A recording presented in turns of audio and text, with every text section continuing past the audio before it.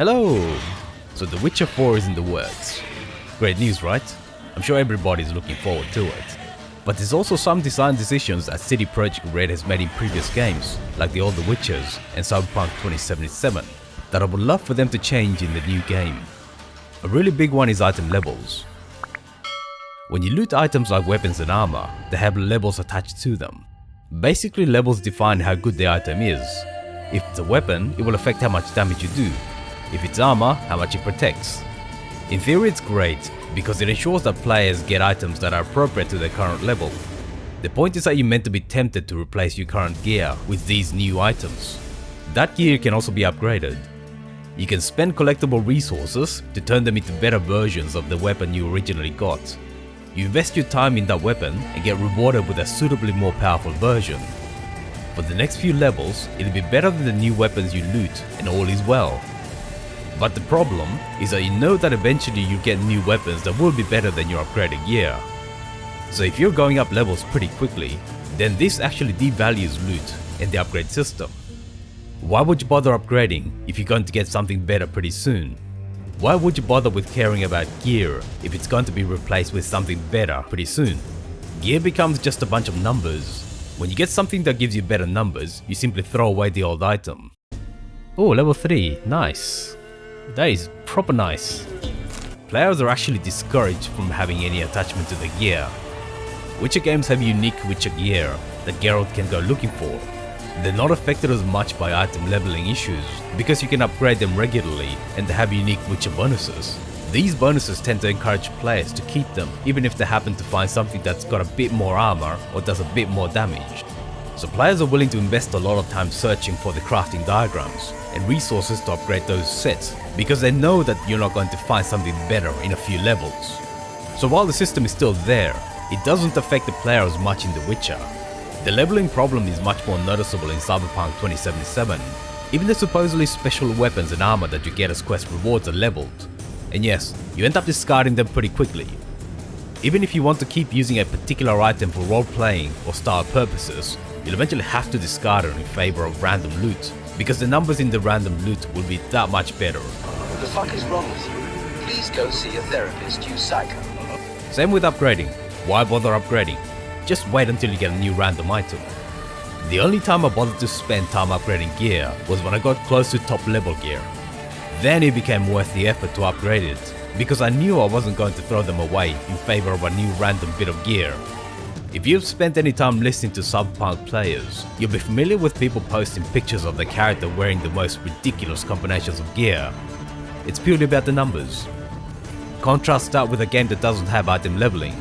Kingdom Come Deliverance is the first game where I've actually cared about my character's looks. I've gone for items that have slightly lower stats, just because I think they fit the look I want better, and I've worn them throughout most of the game. I can do that because there's no item leveling, plus there's an NPC reaction system that takes into account what your character is wearing. Yes, items have stats, but they're not going to be dramatically better than those you found at level 1, just because you found them at level 20. The easiest way to keep items meaningful to players would be to remove item scaling altogether. But given that CDPR games tend to have leveling baked into their design philosophy, it's unlikely that that will happen anytime soon. The second easiest way would be to slow down the stat increase. Make it so items that are 10 levels behind are not automatically deprecated, maybe even 15 levels if you've upgraded them. That will still keep the leveling system and avoid a major redesign, but will allow the player to look at items as weapons and clothing rather than just a bunch of numbers. So what if those hot pants are a bit better? I don't want my hairy legs on show. Depreciating the number rush means you can start to take other things like looks and style into consideration.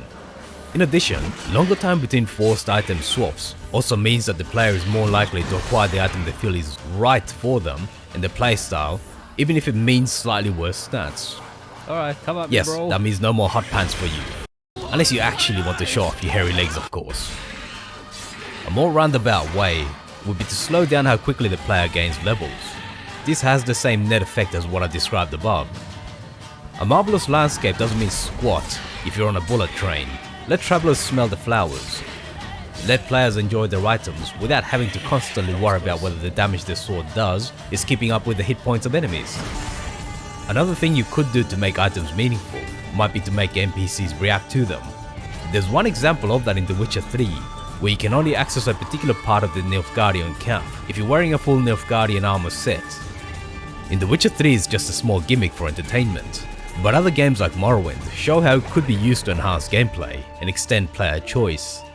Granted, we are playing as Geralt, and he does stand out a bit, so masquerading as part of a faction might be more difficult to keep lore friendly, but it is a bit ridiculous that you can just walk around in Redanian armor in the Nilfgaardian camp, when the two sides are in open war in The Witcher 3. Generally speaking, I'm not a fan of levels. Some people might argue that players need to gain levels regularly as rewards for playing. Maybe, but I would counter that those levels have to be meaningful, and few games do that well enough.